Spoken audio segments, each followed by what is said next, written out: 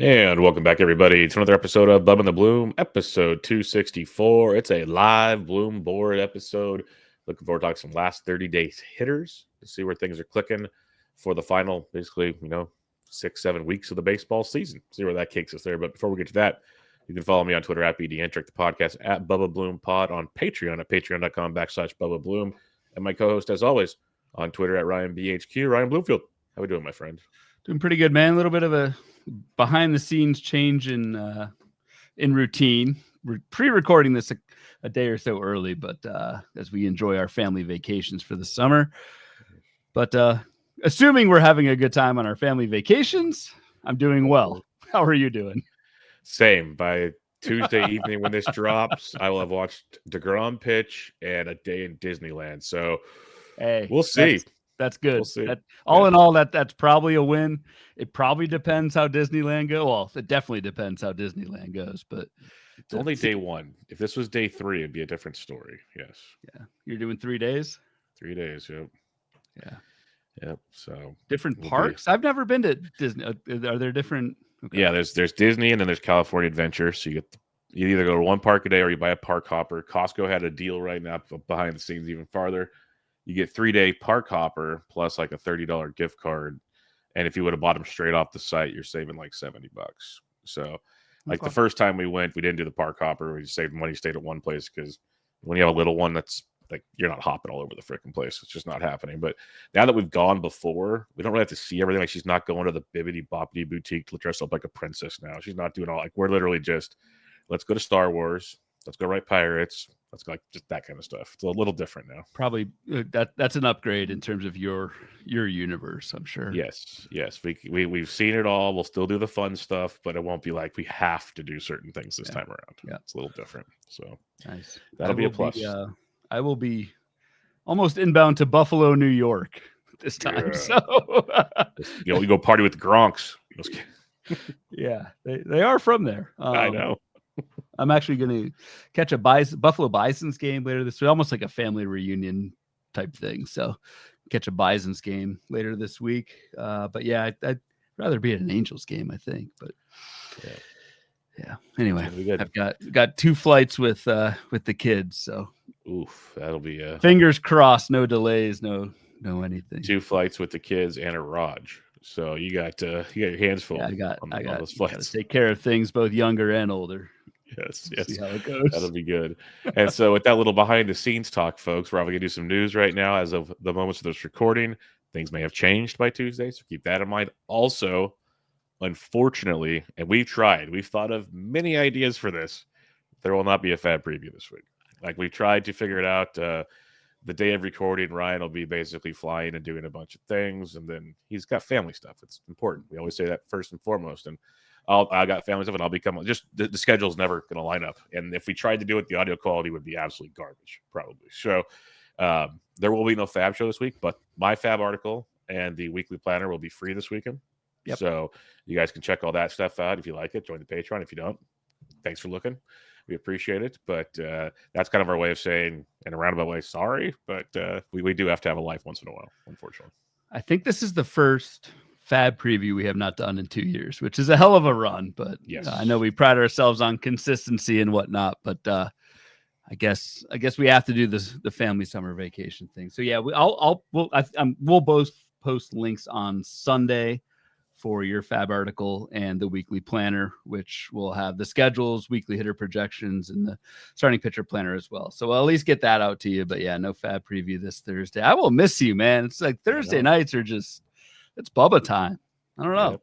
It's going to be different. Hey, we go real behind the curtains. There's no Tuesday show next week. It's a Wednesday show. So it's going to be, there's a little bit. It's all screwed up, man. Yeah, it is all screwed up, but we will eventually be back. You will have 2 episodes next week, though. You will have 2 episodes next week, I promise. But if you're in the Patreon, the Discord will still be in there nonstop with the trade deadline and everything. Because, heck, I drafted an NFBC 50s team when I was in Disneyland. There's a lot of times standing in lines doing nothing. So, yeah, we'll be around doing things in that regard. Yep. All right, enough about us. Let's talk about some news. Let's talk about a big man who pretty much lost the AL MVP this weekend. That is Aaron Judge, who has hit the IL with a flexor strain. He avoided a ligament damage to like Tommy John related stuff, but it's still like serious in the regards he can't throw right now. That's where he's kind of getting tweaked. Like he can hit, so it only heals by just letting it heal. Essentially, there's no real surgery to this situation.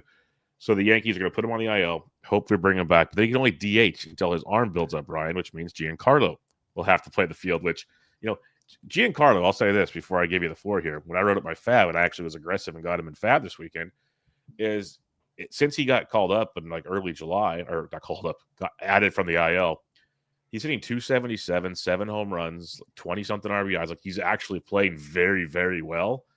And now he's going to play the outfield. And I'm like, well, that was fun.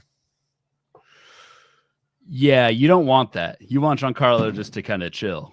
And I still don't know. Like, how often is he going to play the outfield? Because the Yankees still have, I mean, they can make it work between Grisham, between Dominguez, between Bellinger. Like, I don't know. I can't see them throwing Stanton out there more than twice a week, something like that.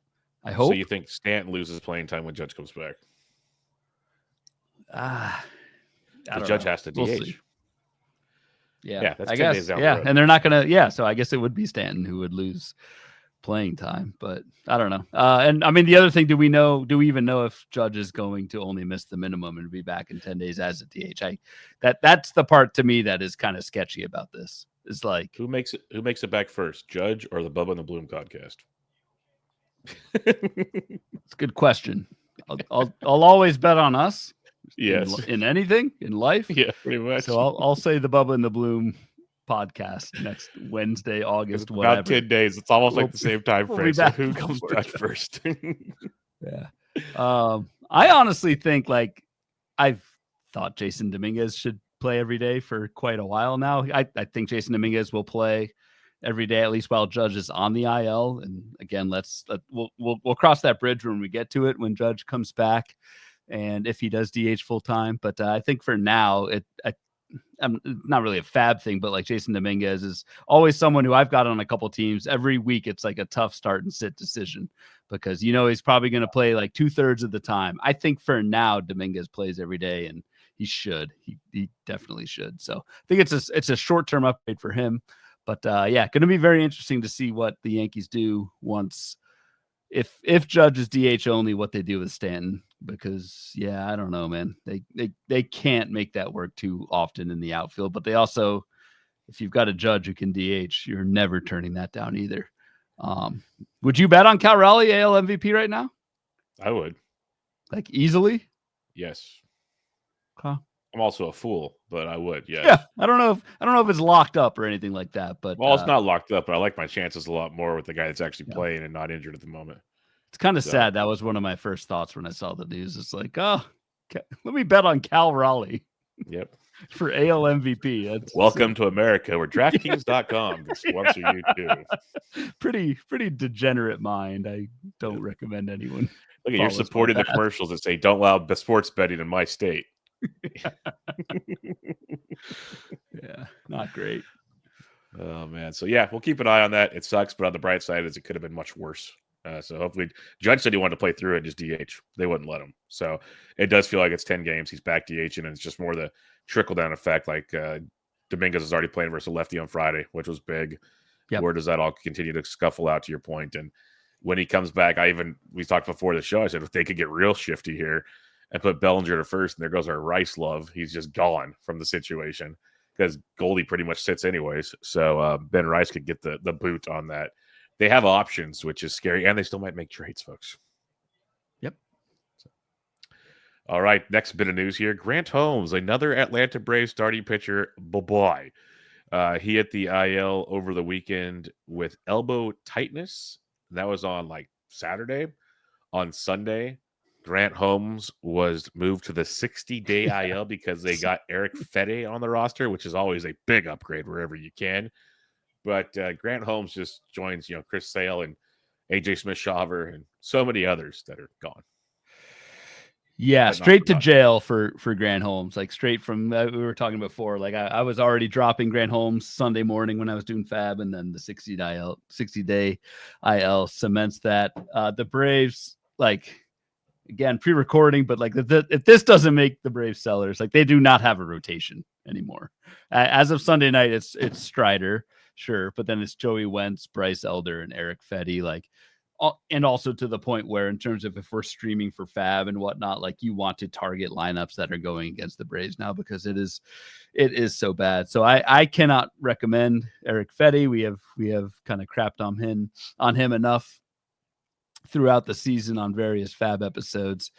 Sucks for Grant Holmes, but I also think and I hope it's not a long term thing for Grant Holmes, but I think if you had Grant Holmes, like I had plenty of Grant Holmes this season, I was not planning on much in August and September anyway. I think we kind of got what we could out of Grant Holmes. It was a pretty successful season, and would have just been icing on the cake to get much from him the last 2 months of the season, just given the recent workload, the age, and him going through a full season as a starter would have been a tough ask. I agree. I was with you. I was dropping him as well, so it's made it even easier to drop. It's a bummer. Pitched well, very popular draft target. Well, just really keep our ears out there to see if there's any more news, as the Braves pretty much report their own news. So we don't I wonder if even come draft season will we know the status of Grant Holmes when all things are said and done, because they don't really talk. No, it's a good point. It is like an off-season draft and hold thing where it's like, well, are you actually going to draft somebody who, if we don't hear anything else, who missed the last 2 months of the season with elbow tightness? It's like, the dude could have had surgery in November, and the Braves might not say anything until January. They are the most insular team in terms of comms out there. So something to keep in mind down the road, or when we draft in 2.5 weeks, Ryan. Yeah. This one's for you, bud. Jack Caglione. It's actually helped you in reality. It really did. Goes to the IL with a hamstring strain. They went and traded for Randall Grichuk, so maybe Cags is more hurt than we thought. Who knows? But Cags hits the IL with the hamstring injury. The floor is yours. Do we really want the floor to be mine? I could go off on this, but we end up with 161 plate appearances of 5 home runs, 10 RBI, 9 runs, and a whopping 147 batting average for Jack Caglione, who was, if I reckon back to our Fab show from last Tuesday, the second highest ad of the entire season in Fab. Yours truly was one of those in 3 of my Fab leagues. And you're probably right, because I was starting. I think I benched Jack Cags once for a half week, but outside of that was rolling with Jack Caglione pretty much everywhere. And I'm probably saving myself from myself with this IL stint. Just brutal way to end a giant waste of Fab money. It's crazy to think we were comparing the Nick Kurtz to Cags purchases last week, and now Cags is on the IL for who knows how long, and Kurtz just had a 4 home run game, nearly a 5 home run game, went 6 the greatest game ever. Yeah, his bat's in the Hall of Fame right now. He had a day off on Sunday because he has general fatigue from just carrying a baseball team. So it's just kind of 2 polar opposite players right about now. Yeah, just we don't need to talk about this anymore. We don't need to. Well, it is interesting that sticking with Kansas, it is interesting they added Grichuk, because Grichuk's been pretty decent this season, and granted, it's mostly been against left-handed pitching. But if Randall Grichuk can get everyday playing time, I don't mind that as a 15-team outfield ad. Everyday PT, he is very interesting. I'll give you that. Now he's also potentially platooning with MJ Melendez, who got called up. We talked about that actually last week or somewhere. I know I talked about MJ Melendez being called up. So that could be a platoon situation to watch for now. But Grichuk played on Sunday in right field. Melendez played left field on Saturday. And who the heck is that? Oh, Rave played right field Saturday, moved to left field. So Rave is getting the upper hand. Oh yeah, this team. It's the list of names. It's Rave. The bottom of the order: Rave, Frazier, Melendez, Isbell. Yeah, not great. Not great. But sticking with Kansas City, it was similar to the Grant Holmes thoughts. Chris Buich, thank you for what you did this season. You were dropped in all of my leagues, and before even the more news came out on Sunday, but this is the quote from him after his start on Saturday. After 2 2/3 innings, this is Ann Rogers, one of the beat reporters from Kansas City, has after 2 2/3 innings tonight, Chris Bubich said that physically something is not right, and mentioned that he's been dealing with shoulder stiffness for a good portion of the season. Command and velocity is an issue right now. That was a drop for me when a guy's throwing 89 and can't throw a strike. Then we find out he goes on the IL with a rotator cuff injury. That should pretty much tell you his season's kaput. So, any other thoughts there? Because I don't think there's a lot else you can do with the Royal situation. No, there's not much else you can do with the Royal situation. It does. I mean, it sucks for Bubich. Like, just as a player, he was all. It's crazy that Bubich has been dealing with this for so long this season, because like not only was it a 2.55 ERA, but like the skills were right there. FIP was 2.85. The skills were awesome. And so, like, yes, from a fantasy perspective, you got much more than you could have hoped for when drafting Chris Bubich. And realistically, for Bubich to go 116 innings on the heels of 30 innings last season, 16 innings in 2023, like to get 116 at 2.55 ERA, like that you thank him for his service and you move on. You just hope Bubich, like, I don't know. We hope we see Bubich again, because it did not sound good. The quotes did not sound good at all. He's 27. Like, there's still time for him, but you just hope this isn't another long-term thing for him. Yep, agree. Hopefully it's just, the innings added up. Shoulder's not doing great. Hopefully there's no like quote unquote structural damage. It's just the rotator cuff is a little inflamed. I don't know. Like, I'm trying to be optimistic here, obviously. Yeah.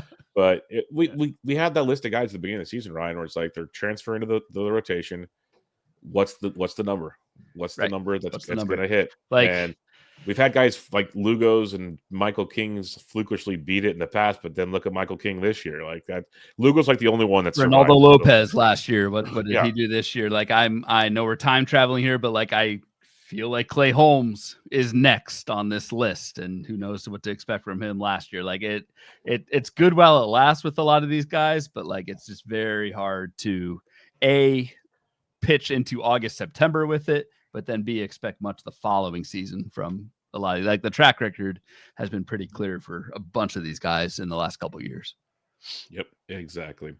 Boston Red Sox, Marcelo Meyer, who has been struggling tremendously, hurt his wrist on a swing. We talked about that on Thursday's Fab show, but then he went on the IL on Friday with wrist inflammation, is what they're calling it. But I was actually looking up right now to see if there's any more news that came across. And Alex Cora talked to the media. This is the quote. He won't be playing anytime soon. There's no timetable for his return. They're just waiting for results and to see specialists, all that stuff. So he's not going to play soon. So we have to make sure where we're at, so on and so forth. But there's no timetable. And then, honestly, it doesn't sound great if you've seen multiple people for this thing. That equals drop in fantasy terms. And I don't even know like who's the clear playing time winner in Boston. Like, there's just all kinds of shuffling. Like, Cedric Rafaela is playing second base now. Like, he's the direct, I guess, fill-in most of the time, but he was playing every day anyway. Jaron Duran is now in center field, backfilling that. Roman Anthony's backfilling Jaron Duran. But like, there's really no, like, David Hamilton was called up but hasn't been starting.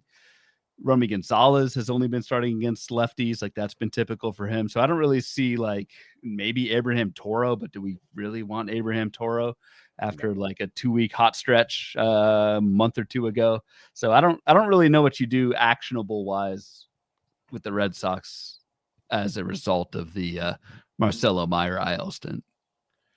Yeah, it's just the biggest thing that I had from it is it's locked Roman Anthony into the lineup. It's about it. Like, it just, we're good there. Lefties, yep. Got to play versus lefties. So that's a plus. Leading off, like, we might see a big 2 months potentially from Roman Anthony. So we'll see how that goes. Brandon Walter, a pitcher we both waxed poetically on this show many times about, because the K to walk is great. The ratios are great. He had like one bad start, but he doesn't walk anybody. Well, now he's not striking out anybody either, Ryan. As Brandon Walter heads to the IL with elbow inflammation, making it 18 players on the IL for the Houston Astros right now, which is just, like, if they could get a full 25-man roster on that thing, that would be next level. But reinforcements are coming, Ryan. So what are your thoughts on this one? Yeah, it sucks for Brandon Walter owners. I am one of them because the skills were really good. The control was really good. Like I would have liked to have seen Brandon Walter kind of do his thing and stick around. So, yeah, but just opens up another spot in the rotation for this small army that's coming back from Houston.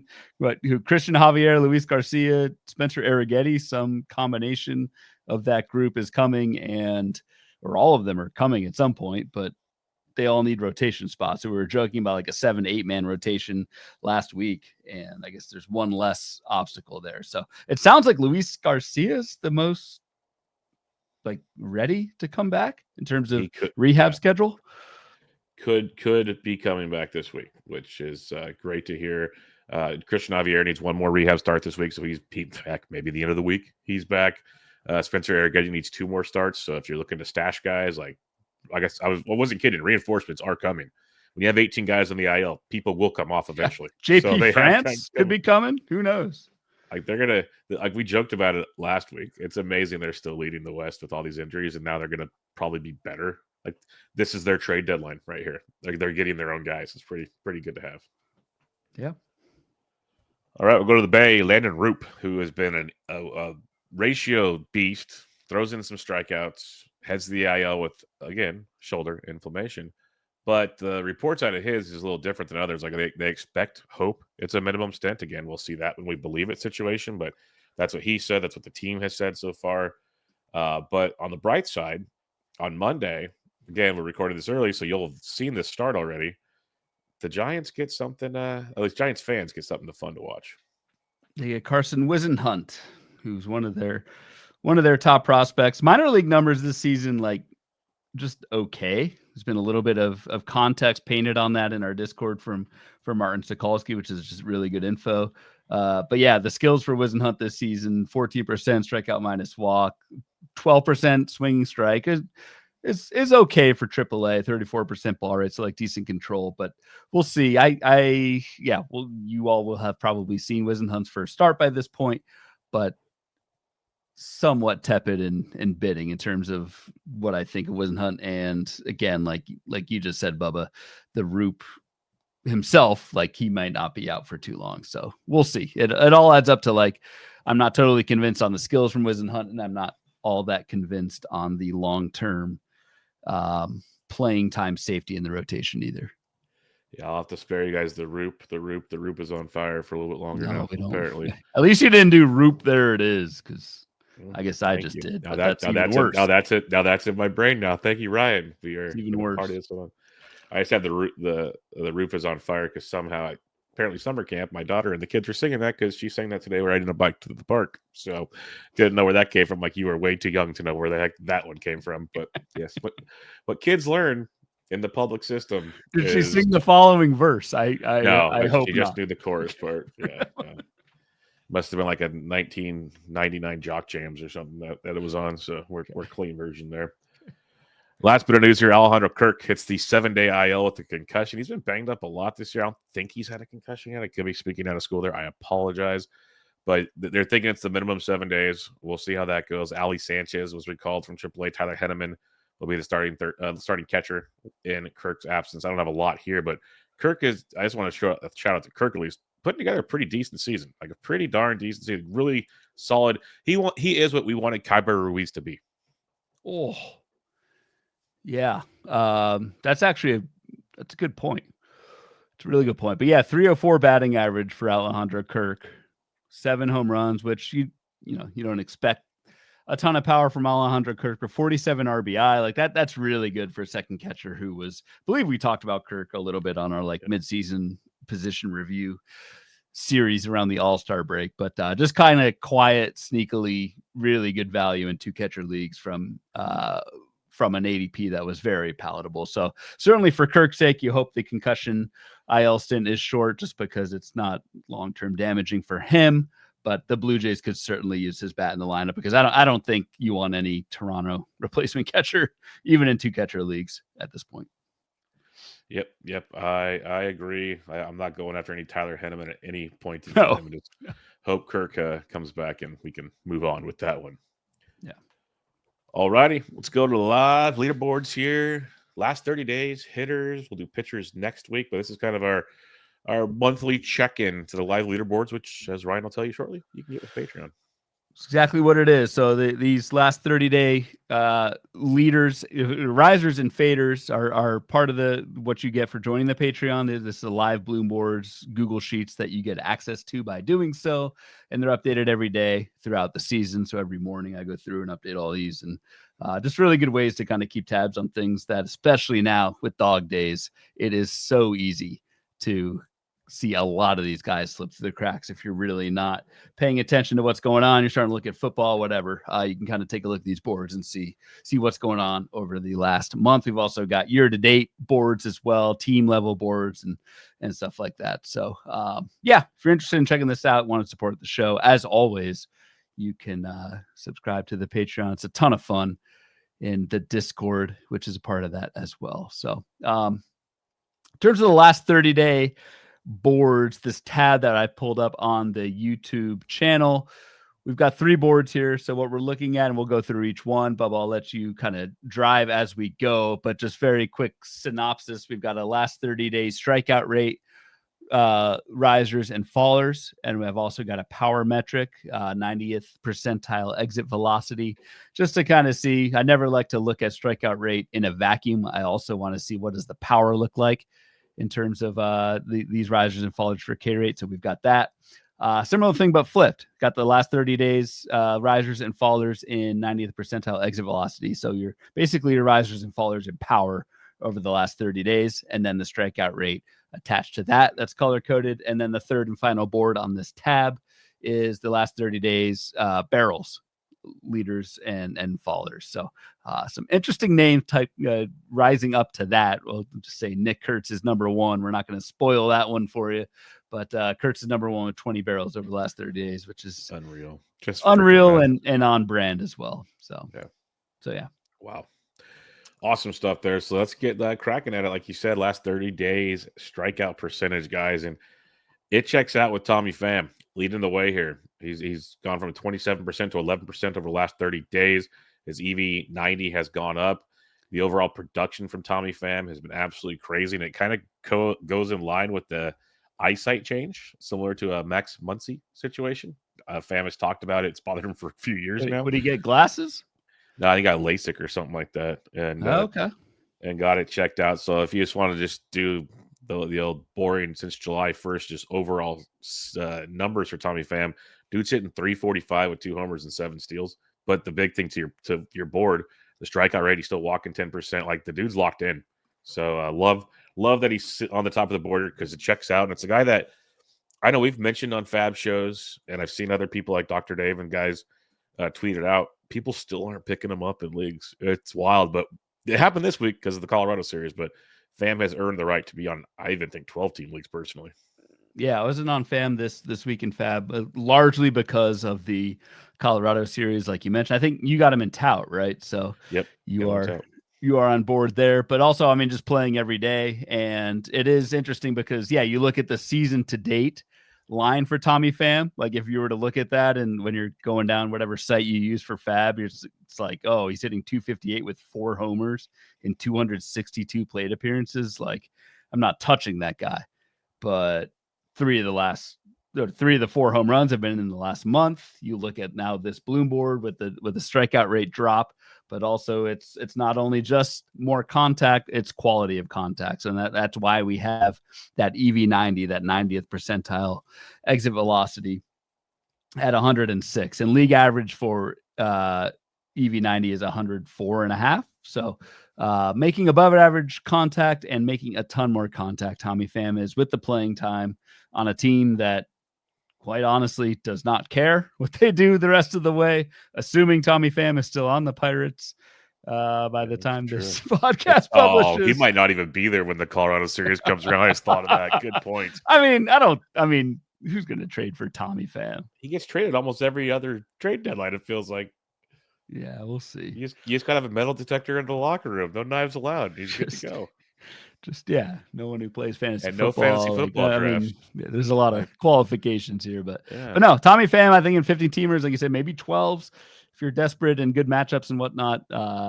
you tack on the context, which of course a Bloom board is never going to know about, that Tommy Pham has better eyes, LASIK, what have you. It all kind of checks out. And this is someone over the last 2 months who could quietly do some things. Yes. And we're not going to dig into these next two, but it goes to your point that just because they improve strikeouts, you look at that EV90, below average. Right. Ben Williamson went from 26 to 12. Ryan Ritter, 37 to 24, which is still bad. But I had Ben Williamson's up. He's hitting 254 over that stretch, but still no home runs, a 0.068 ISO. Like, it's not worth it. So the EV90, very important. Looking at the column to showcase Yep. not all things are created equally. With that being said, Anthony Volpe still stinks. George Springer was Kane 22% down to 11% with an EV90 of 160. George Springer, man, he just continues to put it together, and he's 35 years old, and dude's having another career, 18 homers, 12 steals on the year, hitting 293. Absolutely impressive stuff he's putting together. It is, and I know this is an Olds theme so far with Pham and Springer, but I truly don't know where this came from with Springer. Like, I will be completely honest. I have a decent amount of George Springer. I just thought, like, still playing every day. I think last season was just kind of a down year, and he's still a little too young for it to completely fall off the map. But yeah, did not expect this from George Springer. 372, 7 homers, 4 steals over the last month. Probably just a hot streak. Like, I feel like, I don't know. Like, we know who George Springer is. Like, he's not this good, but it is nice to see the hot streak being supported by not only the drop in strikeout rate from 22 to 11, but that Oregon Duck Green EV90. So still making plus contact while making more contact. You love to see it, and playing time obviously locked in. One of the big reasons why the Blue Jays are so hot right now. Yep, so hot. So hot like Hansel. Ronnie Mauricio, this is one I like to see. Interesting. Because yep. We talk about young players. Can they improve with playing time? And Mauricio's not playing every day just yet. Hopefully that changes soon because he is starting to show the skills. 32% carry to 22% over the last 30 days. But a 107 EV90. On Sunday night, dude hit an absolute bomb Into the Bay. Cove. Yeah. Like, absolute bomb. And then later in the game, went opposite field, almost hit the left field foul pole. Like, he's showcasing the improvements we wanted to see. And it's one of those, like, if you look at the July numbers, sure, he's only hitting 225, 1 homer, but that plate discipline skills. And if you look at his StatCast, it's like near 50% hard hit rate. Things are turning in the right direction. And it's just a matter of can he get the PTEs? Rumored to be in trades. We'll see how that goes. But the skill improvements are nice. Skill improvements are nice, and this is, like, Ronnie Mauricio is probably the one on this board that I'm most interested in, just because this is, like, Ronnie Mauricio's second time through ish against MLB pitching, and it's like, how do you adjust to the adjustments and that sort of thing. The year-to-date line for Ronnie Mauricio, not that great. Heading into Sunday's games, was hitting just 224 with 4 homers, 3 steals. But like you said, Bubba, like, had a hell of a night Sunday night. I actually watched some of that, and that all checks out. So it's just really nice to see Mauricio, as he adjusts to major league pitching, take that strikeout rate down to the low 20s and still hit with, honestly, like, a ton of power. It's really impressive. And to do it with, like, sporadic playing time. I think it's underrated how these guys, these kind of top prospects, play every single day in the minors, play every single day for their whole life, go up to the majors, and you don't get that kind of routine. You don't know if you're playing every single day. You've got Vientos, you've got Brett Beatty. It's hard to get in that routine and kind of do things. So to me, it's super impressive for Ronnie Mauricio to be doing this. Yes, you'd love to see the everyday playing time, but I think at some point the Mets obviously see similar. I don't think the Mets brass is subscribing to the Patreon link in these Bloom boards, but they know that Ronnie Mauricio is doing his thing. And I just think that will at some point end up in regular playing time. Super impressive what he is doing and how he is adjusting to MLB pitching. Yeah, it's everything you want to see. Like, to your point, if you're a franchise and you're like, this guy was good, he's had his injuries, like, can he be good? And, like, hey, he's not on the board because it's 30 days, but Francisco Alvarez is showing marked improvements in a small sample already in his plate discipline. He might be on this board in 30 days as well. But if these young players, it's like a week ago or trade deadline fodder, this could change. And now maybe it's like Luis Angel Acuna is getting traded or something else because they found something. So to your point, the results might not be there, but they're seeing this too. And we've actually seen Ronnie Mauricio He's still only playing like every other day, which is I a bummer. know But it's tough. It's tough. today he faced a lefty for the first time, given it was an opener, so I wouldn't get too excited about that. But yeah, so it comes down to PTE, but they have a group of young guys they all want to see play is the problem there too, to get the consistent playing time. And can they really keep playing Mark Vientos? Like No, dude. the legendary stat in our Discord Made the today stat. was, I mean, this is July. We're recording this on July 27th. I don't know if Vientos scored a run this evening or not, but I'm assuming not, because Mark Vientos has not scored a run since May 28th. That is mind-boggling. I know he was on the IL for a little bit of that, but for an pretty much everyday player to not score a run in 2 months is it's just epically bad. Yeah, when we have the same amount of runs scored since May 28th as him, it's pretty bad stuff.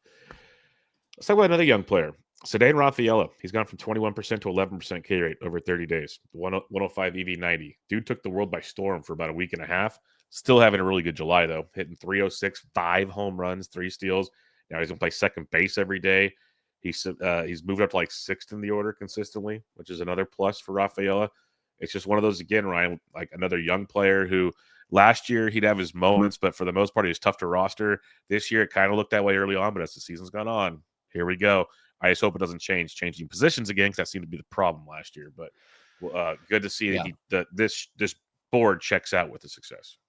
And changing from outfield to second base, as we talked about on the top, which is not an easy shift. So hopefully that works out for him. But yeah, super impressive from Ceddanne Rafaela. It's somewhat easy to fall into. I don't want to call it a trap, but to think like Rafaela is this kind of established guy, still just 24. Like there's still room and time for this kid to grow, and that's what he has been doing over the last month plus. The other super impressive thing for me was Ceddanne Rafaela. Red Sox letting him run. He's got a 23% stolen base attempt rate, which basically means every 4 to 5 times that Rafaela is on first, he is going to second base, and he's 14 for 17 on the base pass this season. So not only is the batting average and the home run skills looking pretty good and improving lately per the board, but the stolen base potential looks locked in as well. Like this is certainly 2020 guy with a good batting average. And if we're looking towards like early 2026, like to have that kind of locked in for someone who's going to be 25 next season, super impressive stuff from Rafaela. Yep. Very, very impressive, and hopefully finishes strong. Ramon Laureano has gone 29 to 20, 107. You've talked about him a lot. I've jumped on board with you in my leagues, and he continues to play every day and hit very, very well. So another guy that should be traded. We'll see where he ends up by the time the show drops, but the skills are matching the production. Yeah, kind of hope for the Orioles' sake that Ramon Laureano is not on the team by the time that this episode airs, because this seems like an excellent kind of sell high for Laureano. But yeah, I've been pumping that drum every Thursday on the Fab Show for the last 3 to 4 weeks, just because the playing time has been there for Laureano, and the skills obviously very good too. So I've personally been reaping the rewards of fabbing Laureano a few weeks ago. It's been a hell of a run for him. All right, let's drop some of the fallers real quick here. By the way, that's the A's. Max Muncy on the board. Wyatt Langford. I'm starting right at this one because I like me some Wyatt Langford. This has been rough. Ooh. He's gone from a 26% K rate to a 38% K rate. Still has a 106 EV90. Like I've been benching him in some spots, and it checks out. With the increased K rate, he's hitting 217 over the last month with 2 home runs and 4 steals. He's walking 13%, which is good, but when you're striking out 38%, it really doesn't matter, Ryan. So this has been a very, very, very bad run for Mr. Wyatt Langford. Yeah, this is the benefit of these boards. I don't have Wyatt Langford anywhere. I have hedged very hard against Wyatt Langford. Like I wonder, beer bets wise, yep, I've got second half Michael Harris, who had like 8 hits this weekend. Out of freaking nowhere. Against Wyatt Langford. And I've also got Jackson Merrill against Wyatt Langford. You're currently winning both of those. I will fully admit. Good about him still. But and I probably would feel good about both of them still as well. But just interesting to see Wyatt Langford kind of hitting 229, and at least per Baseball HQ, expected batting average is 231. So he has totally deserved that low batting average, because like not only is the strikeout rate bad, like you can live with a low strikeout rate, but when the power's been kind of average, it doesn't turn out great. So yeah, I don't know. I don't know what to make of Wyatt Langford's recent skills collapse, but it's been pretty rough. It has been almost as rough as Freddie Freeman, going from 20% to 32%. His EV90 is 103. That's below average. For those keeping track at home. Freddie Freeman, who you used to draft because he loved this batting average and power skills, over the last month is hitting 256 with 1 home run. He has 2 stolen bases, though. That's great for a guy with 1 leg. What are your thoughts here? Because I know you've actually at least kind of talked about it in the Discord once in a while, where it's just like it's difficult. I'll put it that way. It's difficult. It's also just been weird because like I was nervous as hell about Freddie Freeman. Went on some rants about like he missed the Tokyo series because I fractured my rib, by the way, last season. Yeah. But like I thought, given the start of Freddie Freeman, hit 7 home runs through May, hit like almost 380 through May. Like I thought we were good, and then in June 200 and July 240. So it's tough. Not a complete disaster though, just because the 290 batting average, 296 batting average, 50 runs, 51 RBI. Like you can't complain too much about it. I just I don't know. I feel like this is like maybe next year we get a age 36 renaissance season from Freeman, but I don't think I'm going to be around to check it out. And I've been Freddie Freeman's like biggest proponent for the last 10 years. It's worked out great, but it's just like, I don't know, man. It's all starting to pile up, and this board kind of cements that in that it's been very brutal. 30, like you don't like Freddie Freeman doesn't do 32% strikeout rates. Like that's just, I don't know if he's pressing or what, but that's really tough. And then the lack of contact quality has been there all season because just the 10 home runs, that's been deserved as well. So pretty tough stuff from Freddie Freeman, even though like the year to date 5x5 line is okay. I just feel like Father Time is starting to win that battle. It's winning. It's definitely winning right about now, and every bone is breaking. And you want to talk about general soreness? He has general soreness every single day. A couple more on this board, and we'll get moving along here. But I want to highlight Rafael Devers. He's gone from 23% to 35%. Everyone's documented how bad he's been. But then I was watching the StatCast feed of the Giants game, which is very entertaining with Trevor May and others. And they kept mentioning, like Petriello said, he's like, he still hits the ball harder than almost. He's still a top 5 on the season in baseball behind like Ohtani and Judge. So I looked at it like over the last month. Yeah, the 35% carry, still a 12.5% walk. He's hitting 239. He's got 2 homers. Not what you want from Rafi. But over this month, still an 11% barrel rate and a 61% hard hit rate. And he entered Sunday with a 6-game hitting streak. So, like, I've never really panicked with Devers. Like, I'm more panicked just watching him, like, move. It's like watching Freddie Freeman move. It's not good, but he's still crushing baseballs. And I think for me, that's the biggest thing you want to see with Rafi. Like, over an entire season, strikeout rate's gonna vary with anybody. It's just sheer variance. With Rafi, I just want to make sure that quality of contact is there, and it has been with the 107 EV90 again, league average 104.5. So that's well in the green, and as long as that's there, like you kind of take the ebbs and flows of a season. We know what Rafi Devers can do. It's just like if the quality of contact starts to fade, I always start to go back to the shoulder and like what's going on there. But that all looks good. That all checks out. So I'm not worried about your guy at all, really. That's why I want to highlight Juan Soto also for the same reason. 16% exactly. to 30%, 108. But he's got 5 homers and 5 steals in the month, and this was nuts. 24.5% barrel rate with a 47% hard hit. And he hit an Oppo Taco off a 99-mile-an-hour fastball on Sunday. So, yeah, just another thing to not get too worried about. Yep, not worried. We all know what who Juan Soto is, what he can do. So not worried there. Just real quick, the last name on this board. Yes. Yep. Watched him on Saturday. It was tough. Like openly wincing while swinging was Hye-Seong Kim. You heard what the reports were, right? I don't think I did. That's where I was going to go with this. Like, sure, it's not good. This is why the board is good, because he's finally getting playing time. But Dave Roberts said Kim has been battling a shoulder injury for 5 to 6 games. Yeah, we're going to monitor his playing time because it has, the exact words are basically, it has resulted in more swing and miss from a contact hitter. Those were the words Dave Roberts used. Okay. And then this board, boom, says it all. Yeah, I mean, Kim is the worst faller in strikeout rate of the last 30 days, up to 39%, down from 21. And yeah, like I said, I watched Saturday, and it like he's openly in pain. I'm surprised he was even playing. So not good in terms of Kim's outlook for the rest of the season in LA, because it just doesn't seem like that's something that just magically will heal in 2 months and you're good. So it's like Tommy Edmonds seems like he's still hurt. These guys they're playing through some stuff, and it's not going to end well eventually. So Yep.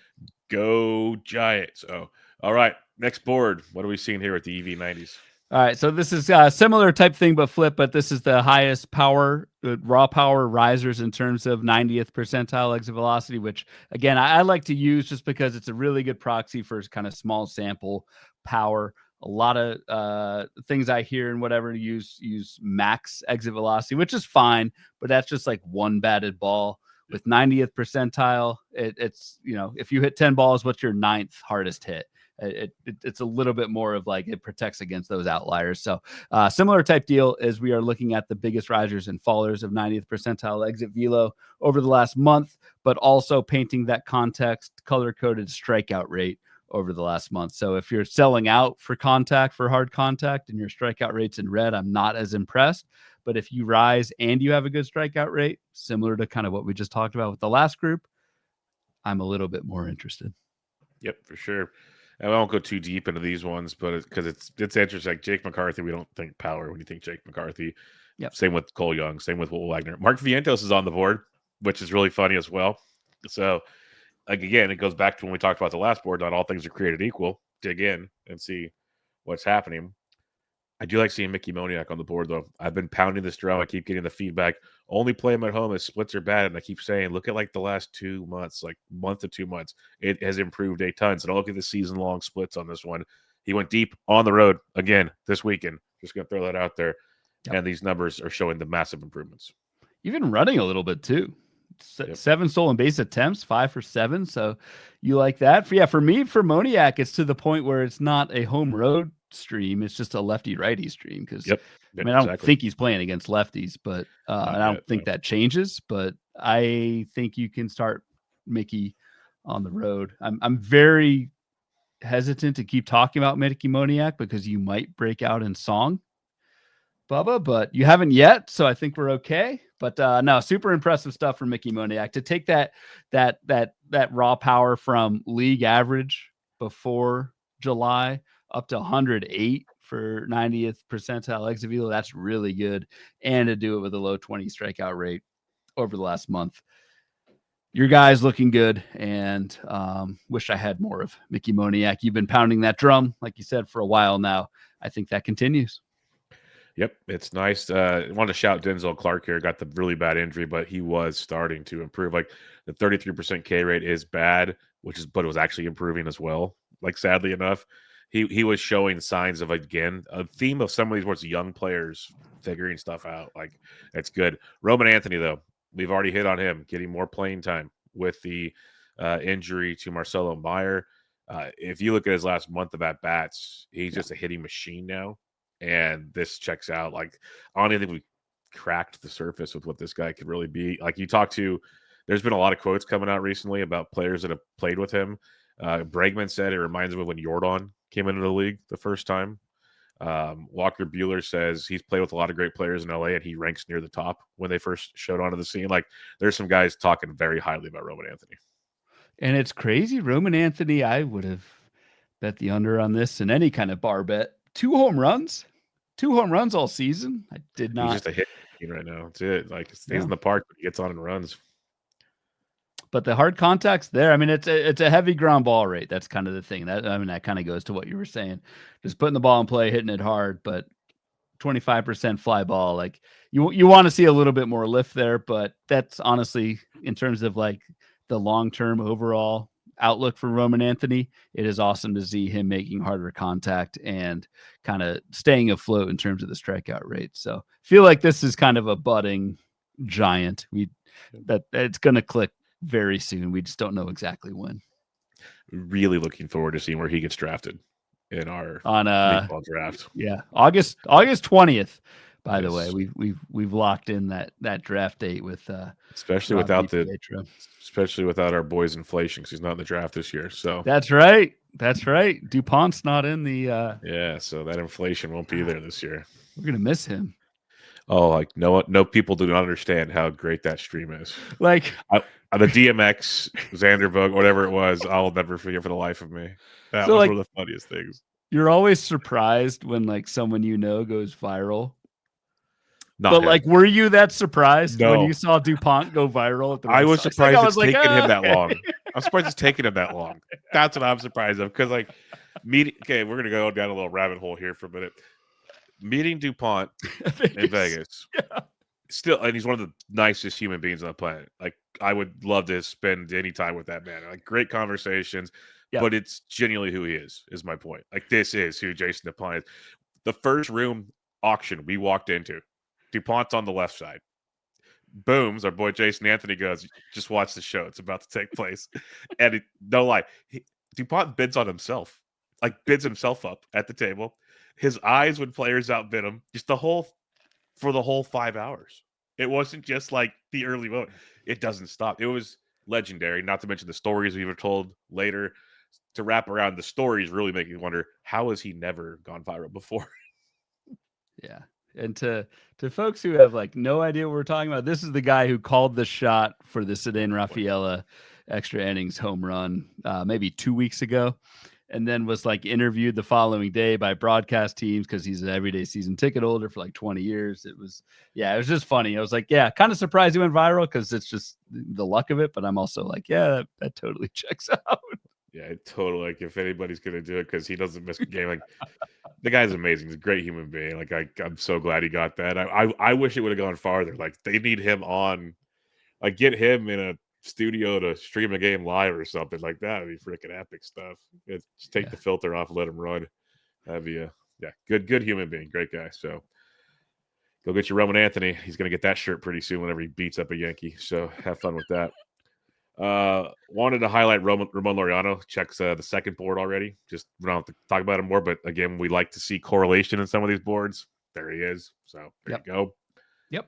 Let's drop down though. Michael Conforto. He's one that we talked about the Fab show because the Dodgers have the Reds and Tampa Bay on the road. Great hitting environments. 4 righties, 2 lefties. Decent setup.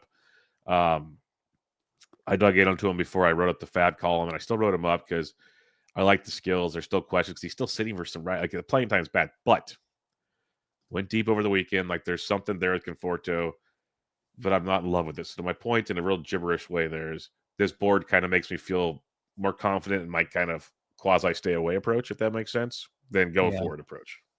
I think so too. And I guess I know why Conforto's getting mostly every day playing time with the Dodgers, but it's also like doesn't really deserve it. I don't have much to add. I moved on from Conforto a while ago, and I felt a little bit of FOMO for like a week, and then honestly I've not thought about it much since then. Hasn't done much, and per this board, like below average raw power over the last month. And if you're Michael Conforto, you need well above average raw power to be fantasy relevant, in my opinion. Agreed. This one surprises me, and again, this is why you don't judge the book by its cover, but Jackson Holiday goes from 105 to 101 on the EV90, 22% K rate, which is still pretty good. But you look over the month, the last 30 days to match this board, 274 average, 5 homers. You like to see that. The StatCast page, 8.6% barrel, 43% hard hit.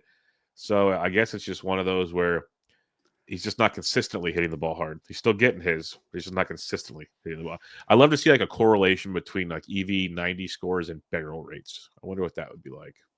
I know it can't completely do it because you get the ball on the ground like Roman Anthony, and you still go great. But I'm just curious in that regard.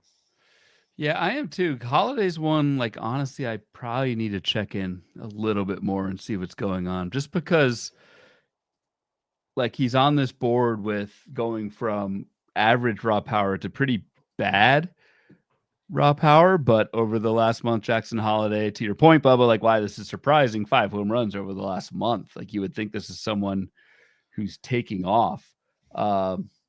And a lot of times when I see that kind of skills versus stats divide, usually it's someone who is selling out for fly balls, hitting a ton of fly balls, and 5 of them go out, but really you're not hitting for that much power. Not the case in Jackson Holiday's case. 32% fly ball rate for Jackson Holiday. That's really low over the last month. So that is, yeah, I don't know. I'm more maybe people listen to us for our banter, maybe our advice. I don't have much advice on Jackson Holiday. This is a weird one.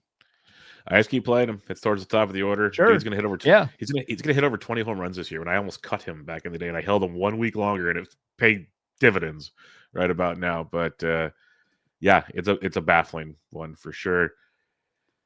Josh Naylor, he really isn't hitting for a lot of power in Arizona. That's been kind of his bugaboo, but still playing very well. Pete Alonso's starting to hit for power. It's still 107's above average. So there you go. Don't get too lost in that one. Anything else on this board? Like there's Brenton Doyle again, another just lost soul on this. I almost dropped him this past week. Almost did. It was so close to happening. We talked about Doyle, and that's who I was going to bring up actually as someone who sticks out, just because the playing time is starting to wane, and whenever that happens, you don't love to see that. So tough season for Brenton Doyle. I think I will totally be back in on a rebound next year. I will be very curious. I don't think our meatball draft is 11 rounds. I don't think I'm going there in 11 rounds, but going to be very interesting, the bounce back potential for Brenton Doyle next year. Just hold up real quick. I'm looking up Jackson Holiday's barrels over the last month. Yeah, only 6 barrels over the last month to go with 5 home runs. So I guess some home run luck, batted ball fortune for Jackson Holiday. I don't know. Yep, that makes sense though. At least there's something to take away from that one for sure. Speaking of barrels, let's talk barrels over the last 30 days. All right, so yeah, this last board, last 30 days, this is actually just no rates. No offense to rates and barrels, but this is just barrels, the total number over the last month. I got the top 10 highest and then the top 10 lowest. I forget what playing time threshold I have on here, but for the lowest guys, I have some type of minimum plate appearances over the last month. Can't believe your guy is at the bottom. We're going to go let's start straight at the bottom. Ernie Clement. You're really going to clown on the guy that in the Discord that reminds you every time he does something? It hasn't been often lately. Which hasn't is been often. often lately. Let's 5 home runs on the season for Ernie Clement. 1 barrel over the last month. 2% barrel rate on the season. Never claimed he was a powerhouse. He's only hitting 227 over the last month. Yeah, that's pretty bad. No, I should shut up. Ernie Clement's been. You have gotten more than what you vouched for, which is like a very cheap fad bid for someone who's eligible at a ton of positions and was very good for a couple of months. I will cede that from you. All right, we'll start at the top of the board real quick because there are some really interesting names at the bottom, actually, that we will get to. But like these ones are captain obvious. Nick Kurtz, duh. Kyle Schwarber, duh. Salvador Perez, though. You were banging this drum when we did that home run to barrel show. That's come around in a big way. So we did the same exact board probably 2 months ago. Probably would have been 2 months ago because we do this every month. Salvador Perez was at the bottom of the home run to barrel rate in the entire major leagues. A ton of barrels. Power was not there. And this has completely flipped because Salvador Perez is on a pretty epic heater right now. So just very nice to see Salvi, not only with the number of home runs he's had over the last month, but to get that support from 16 barrels is really good. Very surprised to see Jazz Chisholm on this list. Yes you? And no. Like the only reason why yes, it's surprising because we don't expect it, but playing DFS, the run Jazz Chisholm has been on, it's like all or nothing. It feels like this is something I missed, and not having it done. I mean, this is why we do this. Yeah, bombs. Dude's hit 7 home runs in the last 30 days, hitting 279 over that stretch. To the StatCast point, 24.6% barrel and a 49% hard hit rate. Dude's raking, absolutely raking. Is he running too? We got some steals. I'll let you know. I got it right here.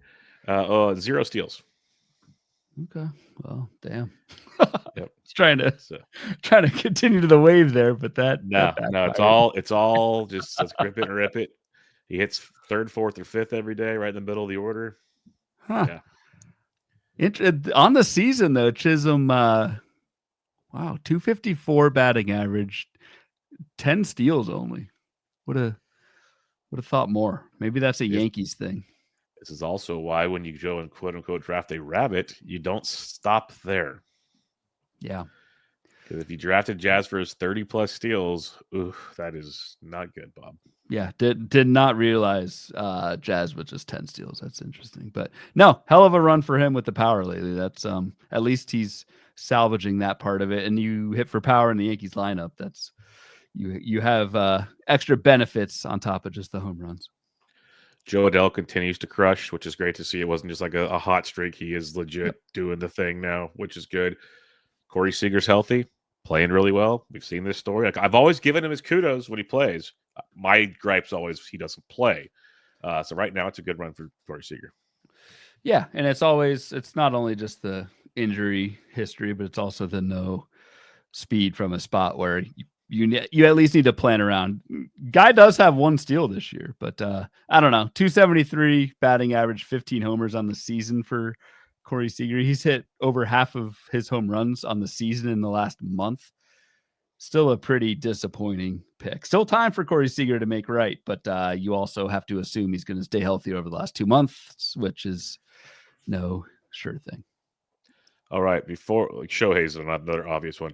Before we get to Kyle Stowers, do you have his page up? Because I want to quiz you on the stat line before you pull his page up. Who? Stowers? Yeah. Do you have his page up or no? I don't pull anyone's page up, man. I got this all at the top. That explains a lot. So Kyle Stowers, 14 barrels over the last 30 days, 46 on the year. I just have June 27th, basically 30 days. How many home runs do you think he's hit with 14 barrels? Over the last 30 days? Yes. I will say 11. He has 11 home runs over the last 30 days, so that he's already above the code there. But What's more impressive to me, though, it's not just all power. Dude's hitting 377. 377 since June 27th. Kyle Stowers is in another zone right now. Yeah, and honestly did not. I mean, no one expected this, but I before the season, if you would have told me, I always think back to the Trevor Rogers trade. So like Kyle Stowers and Connor Norby are kind of, for me, kind of always in tandem. I would have easily taken Connor Norby over Stowers before the season and would have been very wrong on that. Kyle Stowers, like, God, you could have had him for nothing and just taking off. Impressive stuff. Very impressive. Byron Buxton is staying healthy and just beasting out. So that is great to see. Let's go to the bottom of the board. So certain names you're not surprised. Luis Ariz, sure. Friedel, Jonathan India. Lourdes Gurriel is still kind of petering around. That's not been great. King William is hurt. I'm just going to succeed to that. He's hurt. Like, let's just be real. I actually listened to a show like a week or two ago saying he's having a horrible season and what's wrong with him. And I'm like, you're actually a real show. You don't know what's wrong with him. I got really freaking cranky for a second there, old man on a freaking lawn thing.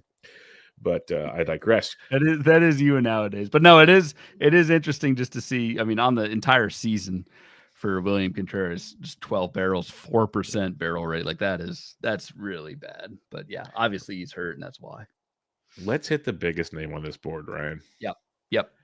Ellie De La I'm a Streaky Mofo Cruz. 2 barrels over the last 30 days. Still has 37 on the year, which is more than anybody by far on the bottom of this board. But here we go again. If you're in Roto, you live with it. You're going to have a great result. He has 18 home runs and 28 steals on the year, hitting 282. You're good. You're living life. But Ryan, this is the kind of stuff that'll kill your head-to-head leagues in a heartbeat. It will. Did not realize, because everything else with Ellie De La Cruz over the last month is awesome.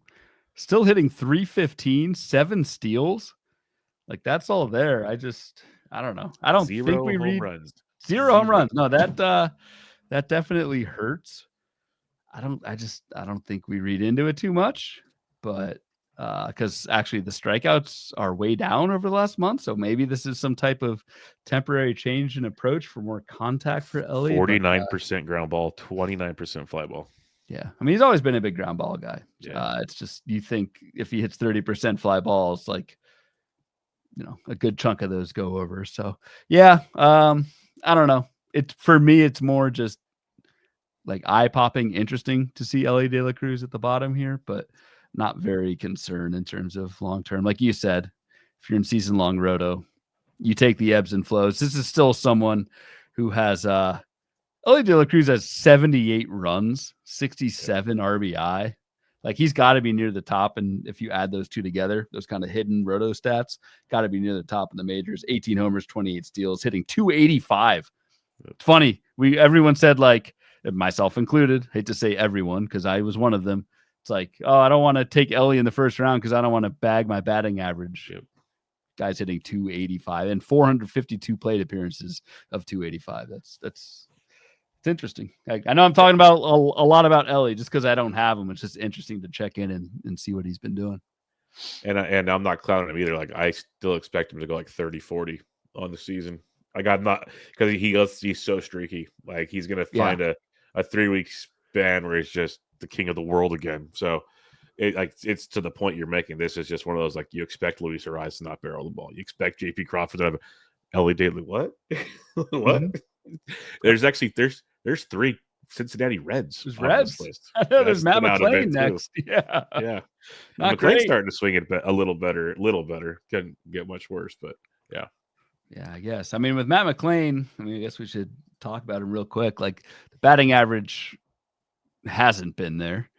You're kind of, he's hitting 220. So you need the power to kind of carry it a little bit more than what with Ellie's been doing. But just 11 home runs on the season, 390 plate appearances for Matt McClain, 14 steals, like 14 out of 15 on the stolen bases. That's nice. But you want to see a little bit more power out of Matt McClain, given what he doesn't do in batting average. Well, that's what I'm saying. He is actually hitting it better over the last 30 days. He has 2 homers with those 2 barrels. Yeah. But 3 stolen bases. He's hitting 274 over the last 30 days. So he's also playing well. Just it's like, must be a power outage in Cincinnati is what it comes down to. Like they're hitting for average around there. They're not striking. Like, Matt McClain is only striking out 20% of the time in the last 30 days. So signs of improvements, but again, will it fully come? Like I believe Ellie will. We'll see if McClain can. All right. Any final thoughts on the boards before we have a couple of Discord questions? No, let's go to the questions. Always learn some things whenever I pull up this page and just kind of check in on what people are doing the last month. That's the beauty behind it all. All right, in the Discord, Sean Chard says this. Okay, so we're gonna go one name at a time. He says, where do the following hot players that were late picks / free agent ads rate on the quote unquote can they keep it up of a meter? Like, do you believe them the rest of the way? Kyle Stowers. I'll go 7 out of 10. Yeah, I got 7 or 8. He's going to still finish this year very, very strong. Addison Barger. I will go probably 8 out of 10. Like, it hasn't been. He's legit. It's a little tricky. Like, he hasn't been as hot as Stowers, but like no one expects Stowers to keep it up. That's why I don't say 10 out of 10 for Stowers. But like Barger, like a lot of this for me is legit. Yep, I'm with you on that. Mickey Moniak. I'll go. I hate to say 7 every time. I was gonna say 6. I'm a realist. I'm waiting for a slump to let everybody throw it back in my face. We have seen the bad of Mickey Moniak, and he's not the, I don't want to say the youth of Kyle Stowers, but like Moniak's had enough plate appearances in the majors. I think we kind of know who he is. So yeah, I do think 5 or 6 is probably right. Like, I'd still take Stowers Barger over him. I like him a lot. I'd take the next guy over him too. Ramon Laureano. I'll say like a 6, because I also think this is someone we know who he is. He's older, and you do wonder, again, dating ourselves with pre-recording this, you do wonder, will he play every day on a contender if he does get traded from Baltimore? So I worry about that. Yeah. Yep. 100% with you on that. I was going to say 6 for that exact reason. Now we go to the mound. Yeah, boy. My guy. Trevor Rogers. Hey, man. Dude, I'm with you. I'm on. I've been playing him in DFS now. Like, I'm a believer right now. Do you know what his ERA is? It helps he's facing the Rockies and stuff like that, but I'm with you. I don't care. Oh, hey, neither do I. His ERA's got to be like 2.4. It's 1.4. Oh, Jesus. What's a Sierra or Trevor XFIP? Pick one of those Trevor indicators. Rogers has a 149 ERA, a .79 WHIP in 48 innings. That's mind-boggling. What do the indicators say? Like, tell me if this is real. I mean, I've got the Baseball HQ page up. We've got expected ERA 350, so mid threes. Which Still honestly, not I mean, bad, that's though. a I would step take forward. that. Yes, Yeah, I would yes, take that with him. Yeah, yes. so it's legit. With a good ball rate, 33% ball rate for Trevor Rogers, so the control is there.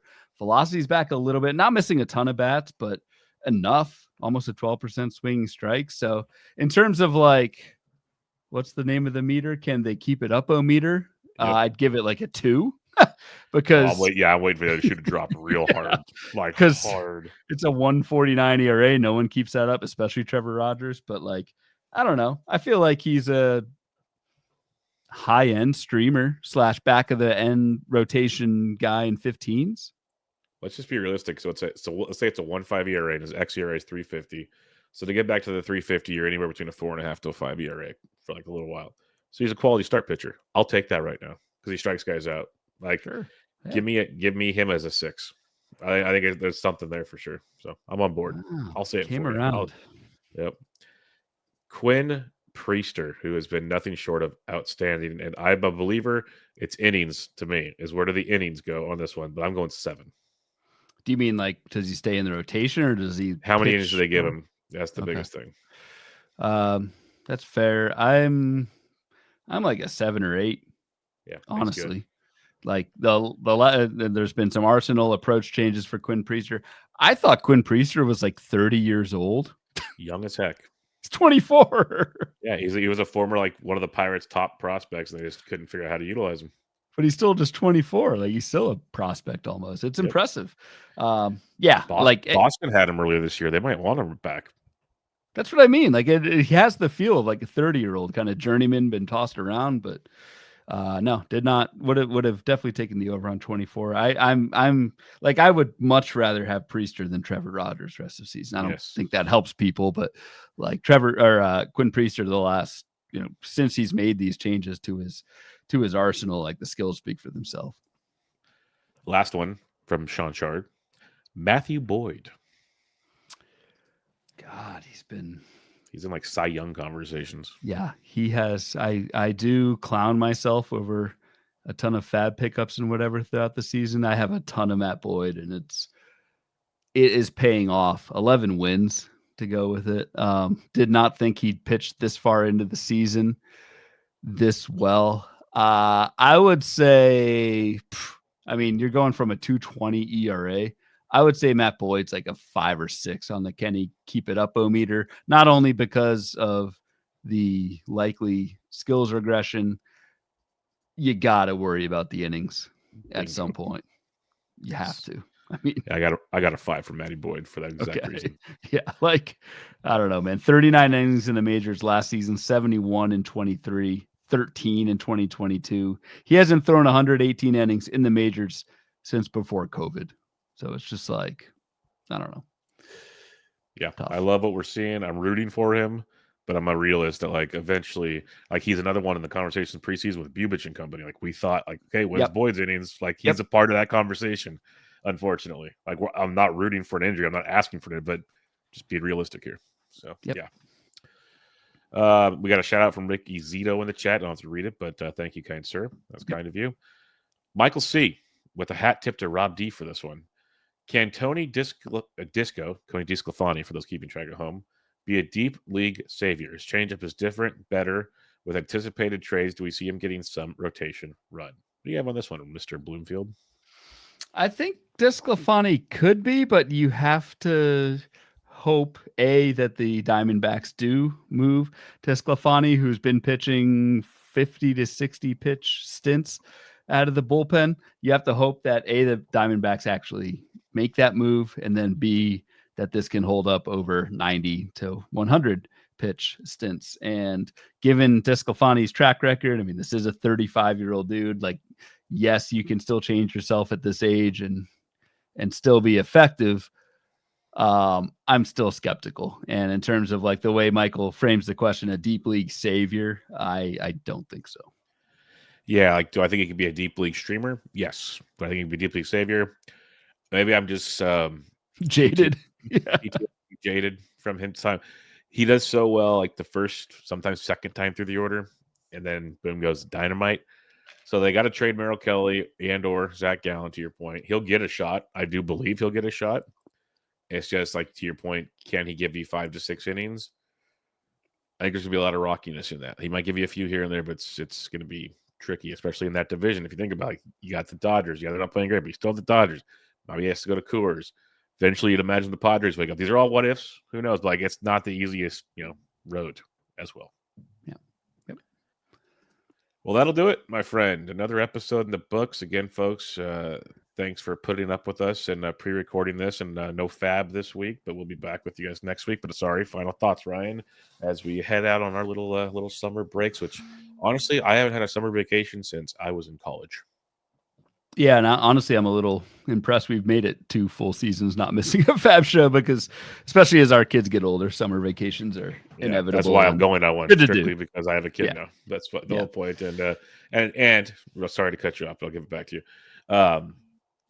Other places can keep going while people take time off because they have replacements in place. We don't. This is where it goes. So we are Bubba and the Bloom. That's what it goes. But sorry, as you were.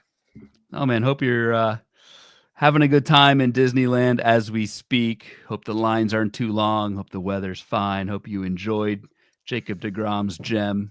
Fingers crossed on Monday night. And I will catch you, my friend, on the flip side. Yep. Safe travels to Buffalo. Watching the Bisons game. Hopefully, that's some cool like Michael Jordan memorabilia around there somewhere for his days with the Bison. That'd be pretty sweet. And see where it goes. Go do some like testing of some wings. Go tell us what the good wing stops are. Let's see where that goes. I know them all already, and we'll be revisiting plenty of them. Outstanding. That's what I'm looking forward to in the Discord right there. But again, thank you all for listening. Thanks for supporting the show. You can check out Ryan on Twitter at RyanBHQ, the podcast at Bubba Bloom Pod, on Patreon at patreon.com/Bubba Bloom. I'm at BD Hendrick, and until next time, this is Bubba and the Bloom, episode 264. Catch y'all later.